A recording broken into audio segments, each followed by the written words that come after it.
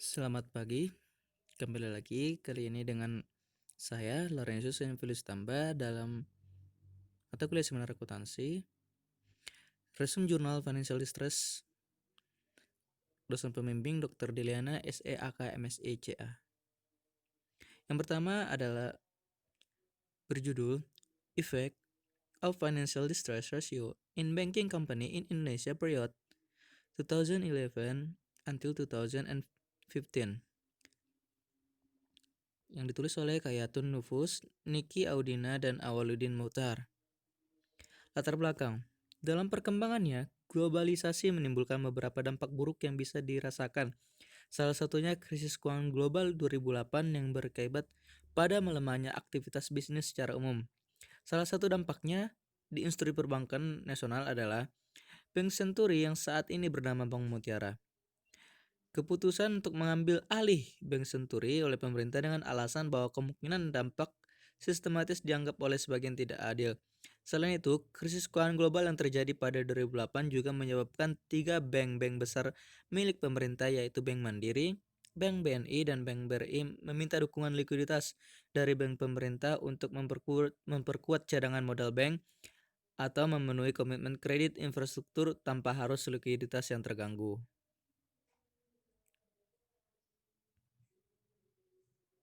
Tujuan penelitian ini bertujuan untuk menganalisis pengaruh rasio keuangan yang diproyeksikan dengan non-performing loans, pinjaman untuk deposit rasio, biaya operasional terhadap pendapatan operasional, dan return on asset keuangan dalam kesulitan. Data yang digunakan diperoleh dari laporan keuangan publikasi tahunan komersial periode bank 2011 sampai 2015.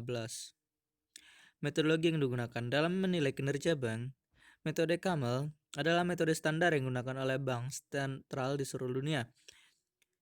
Penelitian ini menggunakan rasio keuangan dengan metode Camel yaitu capital, aset, management, earning, dan likuiditas sesuai dengan peraturan Bank Indonesia nomor 6/10/PBI (2004) tanggal 12 April 2004 tentang sistem pemeringkatan untuk bank umum dan surat edaran nomor 6/23/DPNP tanggal 31 Mei 2004 tentang sistem pemeringkatan kesehatan bank umum.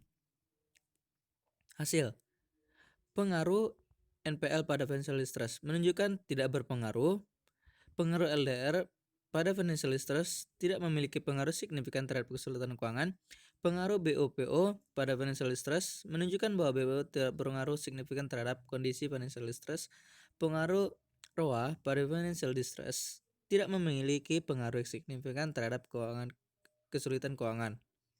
Kesimpulan, yang pertama, rasio keuangan perbankan Indonesia disahkan oleh NPL, LDR, BOPO, dan ROA menunjukkan hasil yang baik. Yang kedua, rasio kredit non-performing tidak berpengaruh signifikan terhadap kesulitan keuangan. Rasio pinjaman terhadap deposit tidak memiliki pengaruh signifikan terhadap kesulitan keuangan. Keempat, rasio biaya operasional terhadap pendapatan operasional BOPO tidak berpengaruh terhadap signifikan kesulitan keuangan.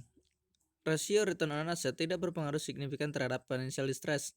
Rasio NPL, LDR, BOPO, dan ROA memiliki efek pada kesulitan keuangan. Komentar, kelebihan. Pada latar belakang telah dijelaskan mengenai informasi yang terkait secara lengkap dan jelas. Terdapat kesimpulan yang telah disusun secara ringkas dan memaparkan hasil yang rinci. Terdapat pemaparan fenomena dengan jelas. Pemaparan mengenai metodologi penelitian telah dijelaskan dengan jelas. Terdapat daftar pustaka yang lengkap sehingga dapat dijadikan referensi untuk penelitian ke depannya.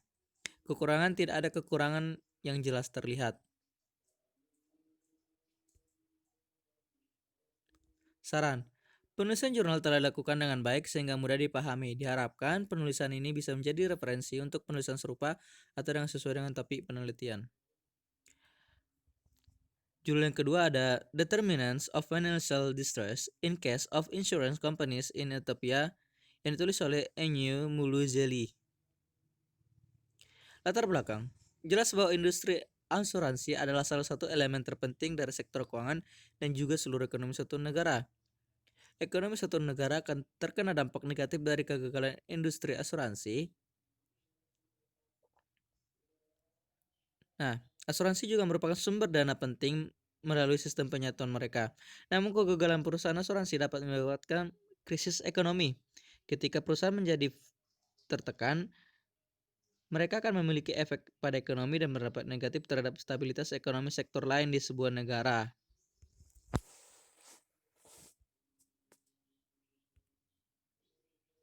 Tujuan umum dari penelitian ini adalah untuk menguji faktor-faktor yang menentukan kesulitan keuangan dan dalam kasus asuransi perusahaan Utopia.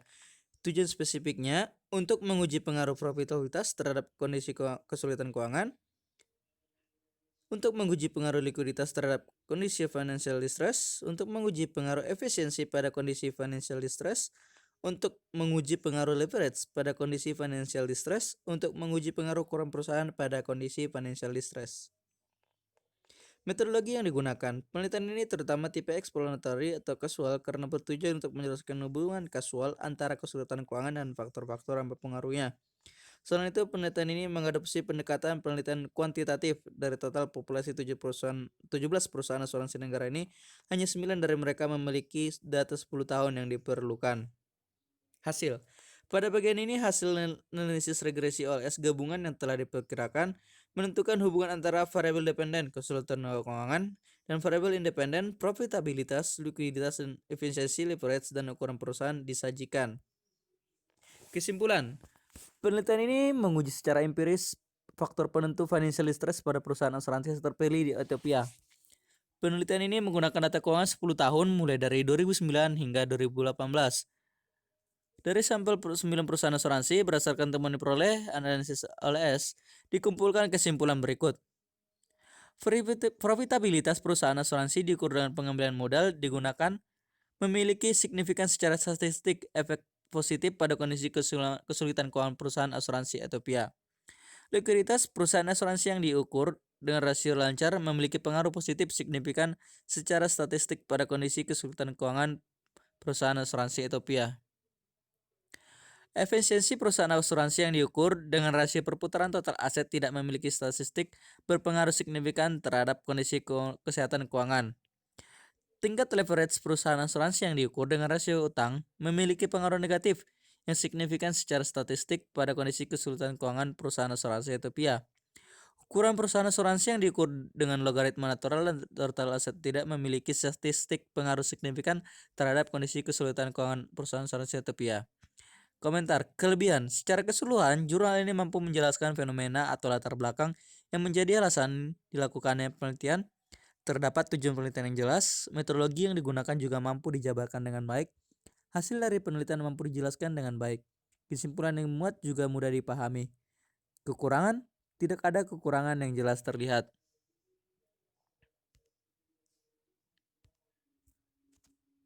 Saran, semoga penelitian ini dapat dijadikan untuk penelitian selanjutnya dan dapat dikembangkan dengan lebih baik lagi. Yang ketiga ada predicting the risks of financial distress using corporate governance measures yang ditulis oleh Jiang Li, Jonathan Crook, Galena Andreva, dan Ying Tang. Latar belakang, memprediksi keberangkutan perusahaan atau kesulitan keuangan telah menjadi topik menarik dalam dunia perbankan, bisnis, dan keuangan karena pentingnya bagi kreditor seperti bank. Untuk debitor, perusahaan, manajemen kualitas adalah faktor kunci dalam kinerja mereka. Kebangkrutan atau kinerja keuangan perusahaan akan mempengaruhi investasi dan pembayaran utang, dan karenanya perlu diprediksi secara akurat.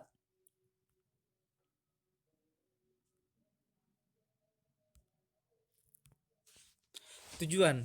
Pada bagian ini membahas literatur tentang manajemen kredit dari perspektif Dewan Komposisi, struktur kepemilikan, kompensasi manajemen, dan karakteristik pribadi seperti umumnya tata kelola perusahaan melibatkan serangkaian hubungan antara manajemen perusahaan, itu dewan, pemegang saham, dan pemangku kepentingannya.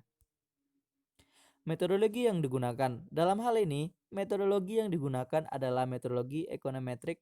Seseorang dapat mengklasifikasikan studi masa lalu menjadi studi yang menggunakan statistik, model cross-seksional, dan mereka yang telah menggunakan analisis survival. Hasil, ditemukan bahwa pengawasan terhadap direksi independen mempengaruhi kinerja perusahaan. Jika mereka adalah hadir di situs dan menjalankan tugasnya dengan baik, risiko keputusan manajer yang buruk dapat dikurangi. Kesimpulan, selama 20 tahun terakhir, tata kelola perusahaan telah menarik perhatian akademis yang luas di banyak pihak disiplin ilmu yang sebagian besar telah menemukan aspek tertentu dari tata kelola perusahaan suatu perusahaan terkait dengan kinerja perusahaan atau posisi keuangannya. Dari perspektif prediksi keberangkutan atau kesusahan, makalah ini telah menguji berbagai langkah tata kelola perusahaan sebagai prediktor risiko kredit perusahaan menggunakan 4 panel 17 tahun untuk 2.824 perusahaan menggunakan discrete model waktu bertahan hidup. Dalam mencari penyebab kegagalan perusahaan, Argenti 1976 melakukan survei mendalam dan menggali kebenaran universal bahwa manajemen yang buruk adalah penyebab utama kegagalan. Komentar. Pada latar belakang, komentar kelebihan. Pada latar belakang telah disajikan mengenai informasi yang terkait secara lengkap dan jelas. Terdapat kesimpulan yang telah disusun secara ringkas dan memaparkan hasil yang rinci. Pemaparan mengenai metodologi penelitian telah dijelaskan dengan jelas. Terdapat daftar pustaka yang lengkap sehingga dapat dijadikan referensi untuk penelitian ke depannya. Kekurangan. Fenomena dalam penelitian ini kurang dipaparkan dengan jelas. Saran, secara keseluruhan penulisan ini sudah cukup baik, tetapi alangkah baik dalam pemaparan fenomena harus dijelaskan lebih lagi agar dapat dipahami dengan baik. Sekianlah presentasi saya untuk resume jurnal kali ini. Apabila ada kurang lebihnya, saya mohon maaf. Atas perhatiannya saya ucapkan terima kasih.